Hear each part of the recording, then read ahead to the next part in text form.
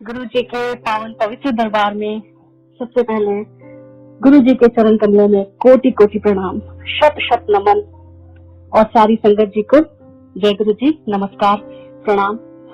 गुरु जी के सामने जाते थे, अपने आप जब नजर नीचे रहती थी, गर्दन झुकी रहती थी, उनके चरणों से ऊपर देखने की भी हिम्मत बड़ी मुश्किल से जुटा पाते थे। तो वही चरण कमल आंखों के सामने, दिल में, उसी तरह से उनके चरणों पे वो झुका हुआ सर और झुकी हुई नजरें और हाथ जिन्होंने उनको छुआ, उसी मुद्रा में आज तक गुरु जी के बारे में हम सब लोग जो भी बताते हैं। अभी आंटी ने इतना ब्यूटीफुल सत्संग, मतलब मेरा ऐसे I was so overwhelmed with so many emotions. इतना अच्छा लगता है कि गुरु जी ने हर किसी को, चाहे वो कितने भी पुराने टाइम की संगत है या नए टाइम की संगत है, हर किसी को एक डिफरेंट अपने साथ में रिलेशनशिप दिया।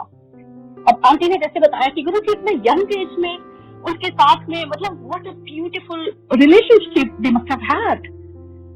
और हर किसी के साथ ऐसा ही है, उनका गुरु जी का यही तो गुरु जी की बड़ाई है। इतना प्यारा एक आपको एक पर्सनल कनेक्शन देते हैं गुरु जी अपने साथ में कि आप, मतलब आपको लगता है कि बस गुरु जी और आप, और कोई तीसरा बीच में है ही नहीं। जब मैं था तब हरि नहीं, अब हरि है मैं नाही, प्रेम गली अति सांकरे तामे दो न समाई। दो की जगह तो कभी होती ही नहीं है, एक ही है और सिर्फ गुरु जी है। तो इस जन्म की यात्रा गुरु जी के साथ कहां से शुरू हुई ये भी मैं नहीं कह सकती। एज आई ऑलवेज फील कि मेरी स्पिरिचुअल नीड्स शायद बहुत हाइटेंड थी and guru ji definitely knew about that. तो मेरे मन में बहुत तलाश थी, बहुत ज्यादा तलाश थी गुरु की spiritual, not only divine master but God himself.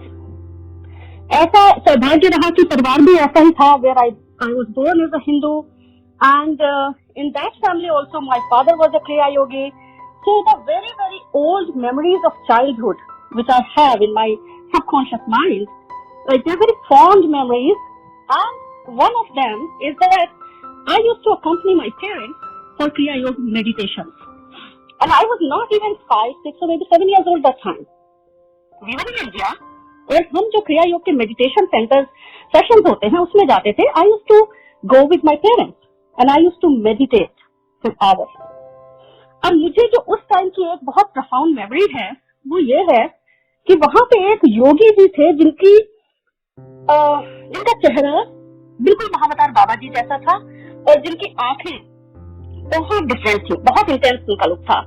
तो मैं उनकी तरफ देखती थी लेकिन फिर जल्दी से नजरें हटा लेती थी क्योंकि अब वो स्माइल करते रहते थे। After years and years and years, जब गुरु जी के यहाँ पहला कदम रखा और गुरु जी के पहले दर्शन हुए, वही आंखें और वही मुस्कान, ये गुरु जी थे। किस किस रूप में हमें वो मिल चुके हैं हमारी इस यात्रा में, इस जन्म की, न जाने कितने जन्मों की, किस किस यात्रा में, लेकिन वो हमें ढूंढ लेते हैं, ढूंढ के अपने पास फिर से बुला लेते हैं। कहीं भी हम भटके हुए हों, कहीं भी न जाने समय के बहाव में कहां से कहां निकल जाते हैं, लेकिन सदगुरु हमें फिर से अपनी शरण में ले लेते हैं। आज तक वो ऐसे ही कर रहे हैं, न जाने कितने वो जो अमृतपाणी गुरु जी की चलती थी ना, बिछड़ जानो मिलाया, ये बिछड़ों को मिलाते हैं। तो गुरु जी के यहाँ जाना ऐसा ही अनुभव था। ये मेरी बचपन की बहुत प्रोफाउंड मेमोरी, गुरु जी के यहाँ जाके मैंने फिर से आई रिलिव्ड दैट, वही मुस्कान, वही आंखें, और जैसे मैं तो तुम्हारा इंतजार कर रहा था, ये वाला भाव।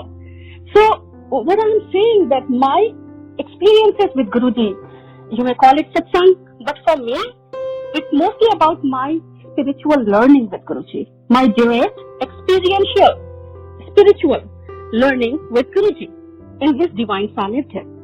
बाकी जो वर्ल्डली चीजें हैं, डेफिनेटली गुरुजी है तो सब कुछ पॉसिबल है। गुरुजी तो मतलब पलक झपकने से पहले ही आपके काम बन जाएंगे, सब कुछ हो जाएगा। But I don't even consider them as miracle, blessings हैं वो ब्लेसिंग्स हैं। गुरु जी ने कहा एंजॉय करो, कर रहे हैं, गुरु जी जैसा चाहते हैं वैसा कर रहे हैं, but I don't call them miracles, क्योंकि ये गुरु जी की ब्लेसिंग्स है and they are by products. वो तो आने ही है। अब गुरु जी जब आपको अपनी शरण में लेते हैं, आपका लाइफ स्पैन वो खुद प्लान करते हैं, right? You can see only up to a point, up to the wall. He can see far more beyond that. वो तो उसके बहुत आगे का देख लेते हैं। हमें तो यहाँ यूएस भेजा, ऐसे वीजा पे भेजा, with in a year got a green card, citizen हो गए, पता भी नहीं लगा कब ये सब होता गया। You never asked for that. हमने थोड़ी गुरुजी से ऐसा मांगा मन में कि हमें ये चाहिए। ये गुरुजी अपने आप से प्लान करते हैं आपकी लाइफ, पूरी लाइफ। तो मेरे जो एक्सपीरियंसेस हैं they are more spiritual in nature because maybe I needed that, maybe I was looking for that, maybe I was so, the search was there, the quest was there, प्यास थी वो, तलाश थी वो, जो गुरुजी के हाथ के जैसे प्यासे को पानी मिल जाए, भूखे को भोजन मिल जाए, ऐसे वो तलाश खत्म हो गई गुरु जी के आते ही। वन स्टेप इनसाइड हिज दरबार and this is it, no looking further, your search for divinity ends here. Guru ji के यहाँ एम्पायर स्टेट में जाना, जब एम्पायर स्टेट का जो दरबार है, जो संगत जानते हैं उनको पता होगा, याद होगा, द दरबार starts a few steps down. पहले वरांडा है 2 सीढ़ियां करके, वहां मत्था लगाते थे। वरांडे को पार करते ही जो सीढ़ियां नीचे की तरफ जाती है towards the basement, not basement but या 3 स्टेप्स डाउन, तो वो 3-4 सीढ़ियां जो उतर के गुरु जी के सामने पहुंचने का अनुभव होता था। पहले तो गुरु जी एकदम सामने, तो बैठते नहीं थे कि आप सीढ़ियां उतरे और सामने बैठे हो, आपको टर्न करना पड़ता है राइट टर्न करते ही एक मतलब एक फासला है जो आपको तय करना है गुरु जी तक का। वो फासला अपने आप में जन्मों की यात्रा है, आत्मा से परमात्मा तक की यात्रा, इस रूह की अपने अपने खुदा से मिलने की यात्रा, वो सफर। जैसे ही आप 3-4 सीढ़ियों से नीचे उतरते थे, I am giving you an example, like very lame example I might say, but जैसे कोई स्विमिंग पूल है या पानी का वाटर बॉडी है, सम वाटर बॉडी, रिवर, तालाब, स्विमिंग पूल, एनीथिंग, आप उसमें पैर डालते हो, थोड़ा उतरते हो, suddenly your body feels so different, your perception is totally like your bodily perception changes, क्योंकि या पानी ठंडा लगेगा या एकदम से आपका शरीर बिल्कुल रिलैक्स हो जाएगा, पैर बिल्कुल आपके जो थके हुए हैं उनको आराम आ जाएगा, वो एकदम water body is a different energy field. उसी तरह से जैसे ही गुरु जी के दरबार में एम्पायर स्टेट में 3-4 सीढ़ियां उतरते थे, that used to be a very different energy field, बहुत ही ज्यादा चार्ज्ड, क्योंकि ऑफ कोर्स गुरु जी वहां बैठे होते थे। इतना चार्ज वो एटमॉस्फेयर होता था, इतना वो डिफरेंट एनर्जी फील्ड होता था कि जैसे सीढ़ियां उतरते थे, पहला स्टेप रखते थे कारपेट पे, उस रेड कारपेट पे, आपकी बॉडी जैसे बिल्कुल डिफरेंट हो जाती थी। Mind, body and soul, 3 of them, सूक्ष्म शरीर एंड आपका कारण शरीर, स्थूल शरीर, सारे all layers of your soul, वो सारे बिल्कुल डिफरेंट हो जाते थे, एक डिफरेंट फील्ड में पहुंच जाते थे, एनर्जी फील्ड में पहुंच जाते थे।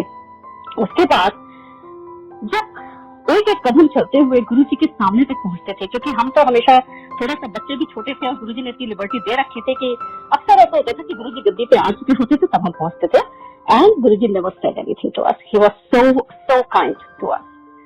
तो हम जैसे ही गुरु जी की तरफ में जब चल के जाते थे और गुरु जी गद्दी पे अपने विराजमान है, सिंहासन पे अपने अपने संपूर्ण अवतार में, उस जलवे के सामने, उस नूर के आगे कोई उपमा, कोई मिसाल दी ही नहीं जा सकती। माउंटेन ऑफ ग्लास ऐसे चमकते हुए जब उनके सामने चलते हुए जाते थे, वो एक एक कदम न जाने कितने जन्मों की यात्रा होती थी।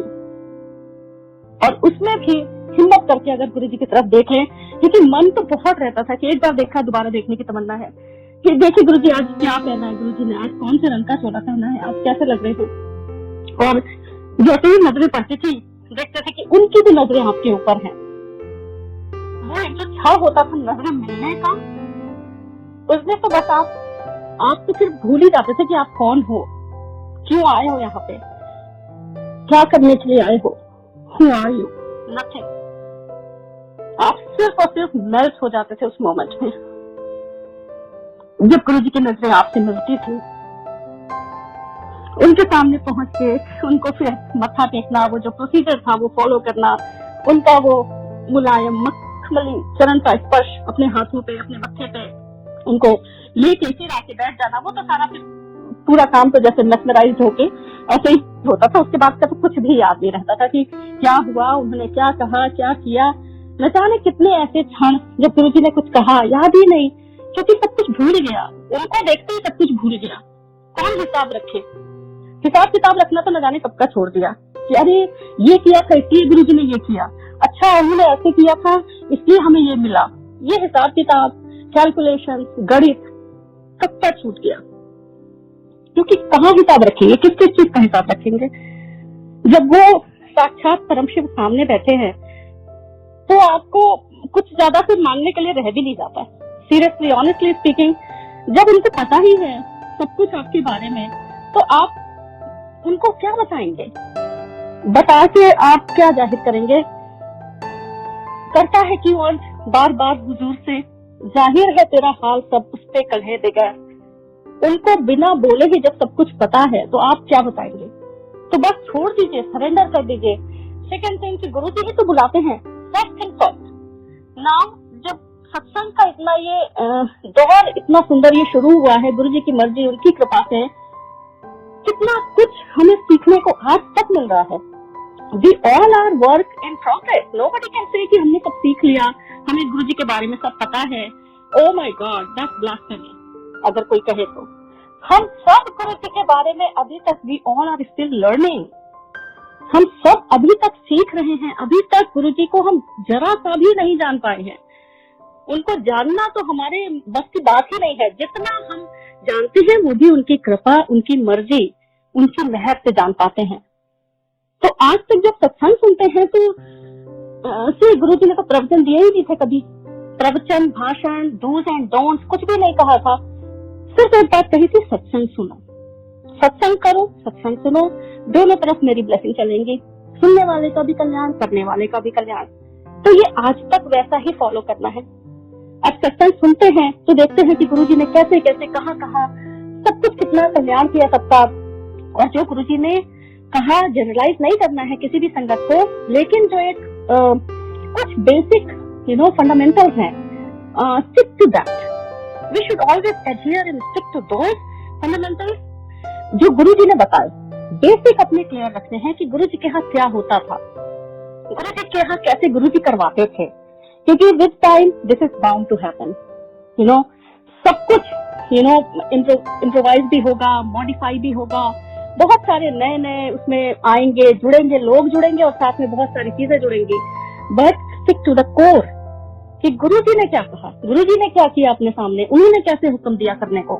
तो जो बेसिक वैल्यूज हैं दरबार की, गुरुजी के सामने की, आजकल इतने सत्संग आते हैं, listen to them and try to understand कि गुरुजी इस टाइम पे कैसे करवाते थे। अब मैं तो I am born as a Hindu, so I had no prior exposure to any Gurbani और गुरुद्वारा।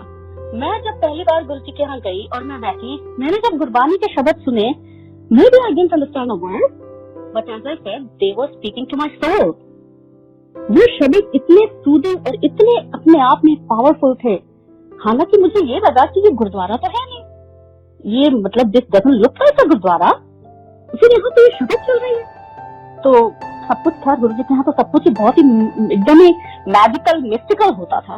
तो कहीं कोई लॉजिक अप्लाई ही नहीं होता था कि गुरुद्वारा नहीं है फिर भी शब्द चल रहे हैं और गुरुजी सामने बैठे हैं। उसके बाद since I was Lord Shiva devotee, बचपन से ही शिव जी की भक्त बहुत, तो पहली बार जब बड़े मंदिर जाने का सौभाग्य मिला तो मेरा जो सबसे पहला मेरी खुशी का ठिकाना नहीं, जब बड़े मंदिर में इतनी सुंदर शिव जी की मूर्ति देखी, लगा ओ माय गॉड, शिव जी, मतलब गुरु जी शिव जी है ये तो पता था, लेकिन बड़े मंदिर में साक्षात ऐसे सामने शिव जी की मूर्ति और अंदर से दरबार हॉल में शिव जी की मूर्ति, गुरु जी का आसन, गुरु नानक देव जी की स्वरूप, उनकी तस्वीर, ये तो लगा अच्छा, मतलब गुरु जी, गुरु नानक देव जी और शिव जी ये हैं। इतना अंदर से एक जैसे होता है ना, like anchor of your soul, वो लगा कि अच्छा, अरे गुरुजी तो अपने बिल्कुल मतलब महाशिव हैं, हमारे शिव जी हैं गुरुजी। और भी ज्यादा अंदर से गुरुजी से प्यार हो गया, बहुत ज्यादा, कि गुरुजी तो हमारे वही शिव जी हैं। तो इसी तरह से गुरुजी ने कोई नया धर्म नहीं चलाया, गुरु जी ने आप जिस धर्म में हो उसी को सिंप्लीफाई कर दिया आपके लिए, उसको सिंप्लीफाई कर दिया, उसको इतना सहज बना दिया हम सब के लिए कि हमें लगा कि कोई कॉम्प्लेक्स, बहुत कॉम्प्लिकेटेड, बहुत ही डिफिकल्ट ऐसी कोई तपस्या, पूजा पाठ, साधना, इन सब की तो जरूरत ही नहीं रह गई। क्योंकि ये सब क्यों करते हैं? उन सब का एक ही ध्येय होता है, उद्देश्य होता है परमात्मा को प्राप्त करना। तो वो जब मिल ही गए हैं तो किस लिए? तो इसीलिए तो गुरु जी ने कहा रसिक बैरागी गुरु जी खुद हैं, और अपनी लाइफ को जो भी काम आपको अलॉटेड है उस टाइम पे भी गुरु जी के सामने सारे ही आते थे, सब अपने अपने प्रोफेशनल लाइफ में बहुत अच्छा कर रहे होते थे, और ऑल द इवन जो घर के लोग आते थे सब बहुत ही अच्छी तरह से अपनी जिंदगी जी रहे होते थे। गुरु जी ने ये नहीं बोला कि दुनिया छोड़ दो और हिमालय पे जाके तपस्या करो, और या फिर अपने काम मत करो और सिर्फ गुरु जी को मतलब उनके लिए बस एक जगह अलग से बैठे रहो। नहीं, गुरु जी ने तो हमें इतनी छूट दी हुई थी कि हम तो शबद कीर्तन के बाद इतने अच्छे अच्छे जब चलते थे पंजाबी चटी नंबर्स और ये सब, उसमें भी हम बहुत एंजॉय करते थे, और कहीं कोई इसका भी बंदिश नहीं थी कि ये नहीं पहनो, ये नहीं खाओ, ये नहीं करो, वो नहीं करो। नो डूज एंड डोंट्स, ये आपको अंदर से अपना खुद का विवेक गुरु जी ही देते हैं। क्या नहीं करना है वो आपको गुरु जी करने ही नहीं देंगे। फर्स्ट ऑफ ऑल वो आपका थॉट प्रोसेस ऐसा कर देंगे कि आप कभी गलत करोगे ही नहीं, और अगर करोगे गलती से भी तो गुरु जी उसको तुरंत रेक्टिफाई भी कर देंगे। तो गुरु जी हमें प्रैक्टिकल करके इसीलिए दिखाते हैं, कोई इस तरह के वहमों में नहीं पड़ना है, सुपरस्टिशंस में नहीं पड़ना है। आजकल तो मैं देखती हूँ इवन टैरो रीडर्स गुरु जी की फोटो लगा के टैरो रीडिंग करते हैं, गुरु जी के स्वरूप लगाते हैं। ओह माय गॉड, गुरु जी ने तो बहुत सख्ती से मना किया टैरो रीडिंग के लिए कि इससे इतनी नेगेटिविटी आती है कि आप उसको हैंडल नहीं कर सकते फिर। और एक आंटी के साथ ये हुआ था, वो फिर गुरु जी ने उनको बड़ी डांट भी लगाई थी और उनको फिर उस नेगेटिविटी से आजाद किया था। बाकी गुरु जी कर सकते हैं, हम लोग के इंसानों के बस की बात नहीं है। So don't open that window, don't touch what you can't handle. और ब्लैक मैजिक, गुरु जी के यहाँ पे भी फिर बहुत तरह के लोग, people from all walks of life, every strata of the society, न जाने कहाँ कहाँ से आते थे।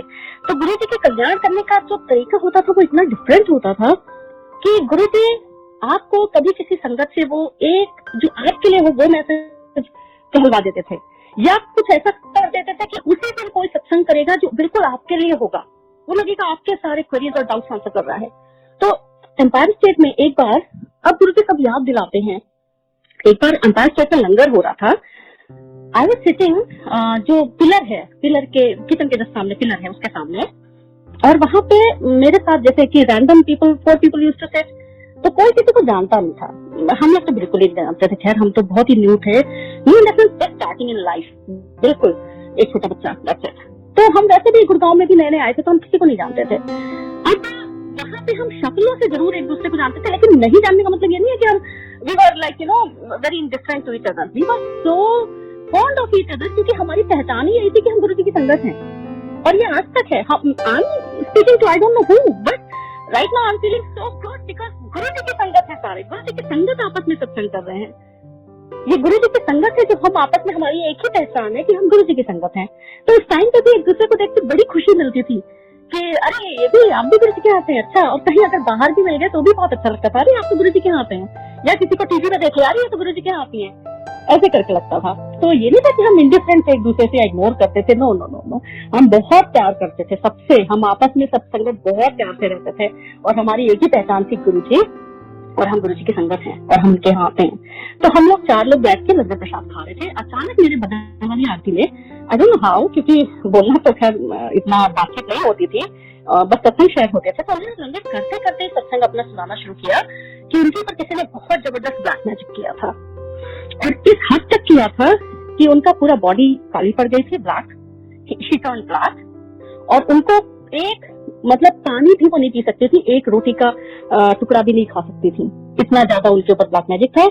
और गुरुजी ने उनको क्योर किया पूरा, न सिर्फ क्योर किया, लंगर खिला खिला के, लंगर प्रसाद खा खा के उनको गुरुजी ने हील किया खिला के। तो वही लंगर प्रसाद वो खा रही थी और मेरे बगल में बैठ के उन्होंने वो सत्संग सुनाया अपना। तो आप ये देखिए ना कि जब आप फर्स्ट हैंड सत्संग सुनते हैं जिसके साथ हुआ है, उससे जब सुनते हैं तो आप रियली में आप फिर यकीन करते हैं कि अच्छा आपके साथ ऐसा हुआ और ये गुरुजी ने किया आपके साथ? तो मुझे भी बहुत, आई वाज एस्टोनिश्ड, बट मुझे बहुत अच्छा लगा कि मतलब गुरुजी क्या क्या हील कर सकते हैं, गुरुजी सब कुछ कर सकते हैं। उन्होंने कहा मैं तो बिल्कुल मरने वाली थी और मेरे ऊपर इतना ब्लैक मैजिक किसी ने किया हुआ था और गुरुजी ने पूरा मुझे ठीक कर दिया और लंगर खिला खिला के ठीक किया, मैं अदरवाइज एक कौर भी नहीं खा सकती खाने का। तो ये सारी चीजें आज याद आती है, लगता है कि गुरुजी हैं तो सब कुछ मुमकिन है, गुरुजी सब ठीक कर सकते हैं। इवन दो काइंड ऑफ जो ये सब होते हैं ब्लैक मैजिक एंड ये अकल्ट चीजें, लेकिन इन सब की गुरुजी के दरबार में कोई जगह नहीं है। अकल्ट प्रैक्टिसेस जो है, तंत्र विद्या, tarot reading, past life regression, इन सब का गुरुजी के यहाँ कोई काम नहीं है। गुरुजी का रास्ता बहुत सीधा, सरल, सहज है और सिर्फ गुरुजी से जुड़ना है। इधर उधर के किसी बिना वजह के कर्म कांडों में या इस तरह की चीजों में इंडल्ज नहीं होना है, इस तरह के प्रैक्टिसेस में, क्योंकि वो फिर गुरुजी को बिल्कुल भी पसंद नहीं है। शिव पुराण पढ़ने के लिए गुरुजी ने कहा है, बार बार कहा है, बहुत संगत से कहा है, और एवरी संगत मस्ट रीड शिव पुराण, मस्ट। क्योंकि अगर आप शिव पुराण पढ़ते हैं तो आप देखिए जो जो शिव जी के लिए लिखा गया है वो सब गुरुजी हैं। क्योंकि हम आप गुरुजी की महिमा को न जान सकते हैं न बता सकते हैं। शिव पुराण आप पढ़िए तब आपको पता लगेगा ये गुरुजी हैं। जो जो लिखा गया है शिव जी के लिए ये सब गुरुजी हैं। जितने भी औषधियां, जितने भी अभिचार, जितने भी मारण मोहन तंत्र, ये वो, उन सब के देवता सबसे बड़े जो है महाशिव हैं वो गुरुजी हैं। तो उनके सामने कौन सा ब्लैक मैजिक कह सकता है भला? वो तो सारे भूत प्रेतों के भी नाथ है, भूतनाथ। तो उनके सामने कौन सी ऐसी नेगेटिव एनर्जी कह सकती है? इसलिए शिव पुराण पढ़िए, क्योंकि गुरुजी ने इसीलिए कहा जिससे हम सबको पता चल सके कि गुरुजी क्या हैं। गुरुजी महाशिव है, उनके ये गुण है, ये गुरुजी करते हैं, ऐसी सारी सृष्टि को चलाते हैं और फाइनली अपने में ही समा लेते हैं, ये गुरुजी करते हैं। तो गुरुजी के साथ के इतने सुंदर अनुभव, इतनी यादें, सिर्फ यादें नहीं, गुरुजी का एहसास। ऐसा नहीं है कि सिर्फ उस समय तक, अभी तक गुरुजी कब नहीं है। अगर हम आधे घंटे 1 घंटे का सत्संग भी करते हैं, आप देखिए कितना गुरुजी की अनुभूति होती है कि गुरुजी बिल्कुल पास में है। कनेक्ट हमें करना है, गुरुजी तो हमारे साथ 24 घंटे हैं। उसके बाद भी ये भी नहीं कि 1 घंटा सत्संग कर लिया तो फिर उसके बाद फिर भी तो गुरुजी के साथ साथ हैं। आप जो कर रहे हैं उसमें है, आप कुछ भी कर रहे हैं, आप खाना बना रहे हैं, आप मूवी जा रहे हैं, आप बाहर जा रहे हैं, जो कर रहे हैं गुरुजी साथ में ही तो है। और आप अनुभूति करिए, उनको एहसास करिए, तो सच में आपको पल पल दिखाई पड़ेंगे अपने साथ में। So what can I say more? Just stay connected रहिए गुरुजी से। और फिर देखिए गुरुजी तो हमेशा साथ में ही है। कोई भी इधर उधर की बातों में मत आइए। कोई जो अब बहुत सारी नई चीजें आने लगी हैं, इसीलिए सत्संग करने पे गुरुजी ने जोर दिया था। देखिए अब तो इतने सत्संग हैं कि हम तो जैसे वो होता है ना कि for anything we have to cite a study, तो there is always a study you can cite कि ये नहीं, ये वाले सत्संग में तो उन्होंने गुरुजी ने ऐसे करने को बोला था उनको। ये मुझे गुरुजी ने 2 बार गड़वी ब्लस करके दी थी। तो एक बार जब पहली बार दी थी तब तो मैं बिल्कुल ही नहीं थी, बिल्कुल तो नोविस, तो मुझे पता ही नहीं था गड़वी क्या होती है और गुरुजी ने क्या करने को बोला है। तो जब पहली बार दिया तो आई वाज वेरी न्यू, लेकिन विद इन 2 इयर्स के बाद में गुरुजी ने मुझे फिर से गड़वी लाने को बोला। और इस बार जब मैं गुरुजी के सामने गई और मैं मत्था टेका मैंने गुरुजी को, और जैसे आई टर्न बैक, गुरुजी ने पीछे से आवाज लगा के बोला गड़वी ले आई, और बड़े आराम से प्यार से मुस्कुराते हुए फिर से बोला। लेकिन मैंने गुरुजी से पूछा थोड़ी कि नहीं आपने तो मुझे ऑलरेडी दी हुई है गड़वी। मैंने दोबारा गड़वी लिया और मैं दोबारा गड़वी को लेकर गुरुजी के पास गई और उन्होंने फिर से ब्लेस किया। तो गुरुजी के तरीके सिर्फ गुरुजी जानते हैं, हम में से कोई नहीं जान सकता। His magical mystical ways, just surrender and that's it. करना गुरुजी को ही है सब कुछ और वही कर रहे हैं आज तक। So thank you so much guruji for taking us all in your शरण, in your fold. Thank you guruji, शुक्राना, अनंतम शुक्राना। थैंक यू संगत जी, जय गुरु जी।